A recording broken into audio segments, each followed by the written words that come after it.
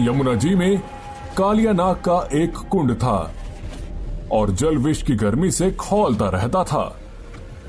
यहां तक कि उसके ऊपर उड़ने वाले पक्षी भी जलकर उसमें गिर जाया करते थे।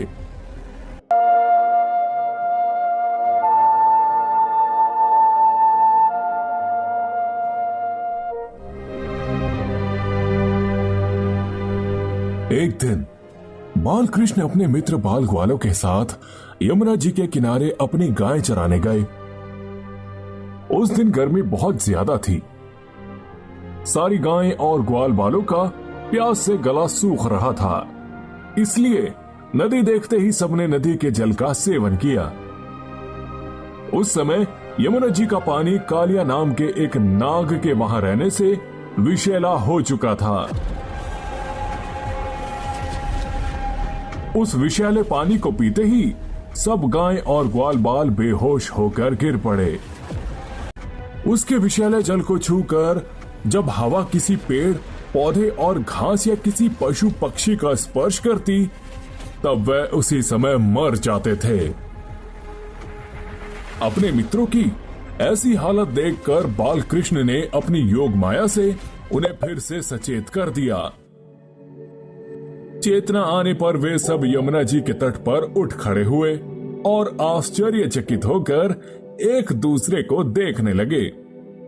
अंत में उन्होंने यही निश्चय किया कि वे लोग विषैला जल पी लेने के कारण मर गए थे, परंतु कान्हा की दया दृष्टि से वह सब फिर से जी उठे।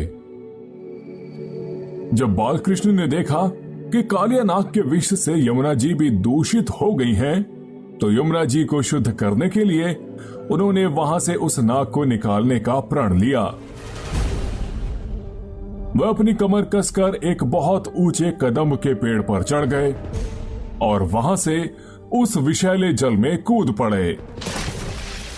काले कुंड में कूदकर बालकृष्ण एक बड़े हाथी की तरह पानी उछालने लगे। इस तरह पानी में खेलने पर उनके हाथ पैरों के टक्कर से पानी में बड़े जोर की आवाज होने लगी, जिसे सुनकर कालिया नाग बालकृष्ण की ओर बढ़ा। उसने देखा कि सामने एक सांवला सलोना बालक है। कालिया नाग ने अपना भयंकर रूप ग्रहण किया और बालकृष्ण के सामने पहुंचकर उन्हें अपने बंधन में जोर से पकड़ लिया। बालकृष्ण नाग के बंधन में बंधकर बेहोश होने की लीला करने लगे। उनके प्यारे सखा और ग्वाल बाल उनको ऐसी हालत में देखकर चिल्लाने और रोने लगे, जिसे सुनकर सब वृंदावन वासी वहां पहुंच गए। माता यशोदा तो अपने लाडले लल्ला के पीछे कालिया कुंड में कूदने ही जा रही थी, परंतु गोपियों ने उन्हें पकड़ लिया। नंद बाबा भी कालिया कुंड में कूदने लगे तो बलराम जी ने उन्हें समझा बुझाकर रोक लिया। जब बालकृष्ण ने देखा कि सभी लोग बहुत दुखी हो रहे हैं, तो भगवान ने अपने शरीर को फुलाकर बड़ा कर लिया और कालिया नाग के बंधन से मुक्त हो गए। यह देखकर कालिया नाग क्रोध से आग बबूला हो गया और अपना फन ऊंचा करके फुफकारने लगा। उसके नाक से विष की फुहारें निकल रही थी और मुंह से आग की लपटें। बालकृष्ण ने उसके बड़े बड़े फनों को दबा लिया और उछलकर उन पर सवार होकर नृत्य करने लगे।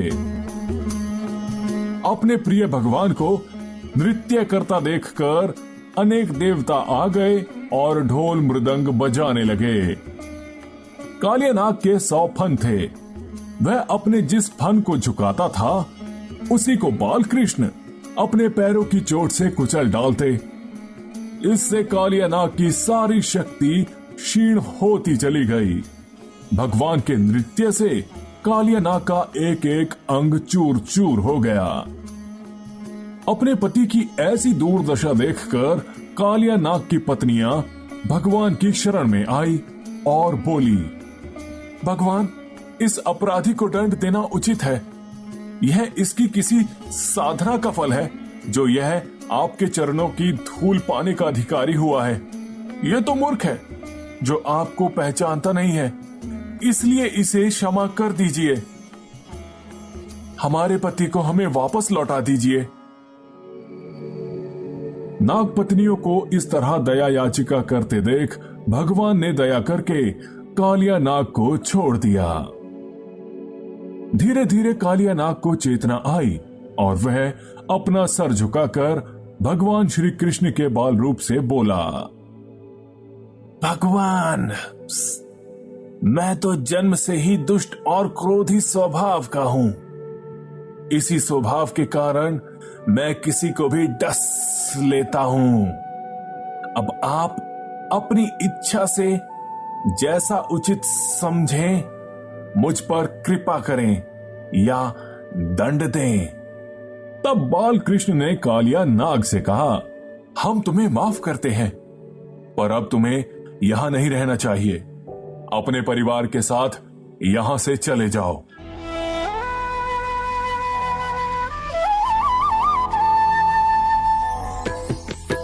उनकी अनुमति लेकर कालिया नाग समुद्र में सांपों के रहने के एकमात्र स्थान की ओर चला गया और इस प्रकार यमुना जी का जल फिर से साफ और विषहीन हो गया।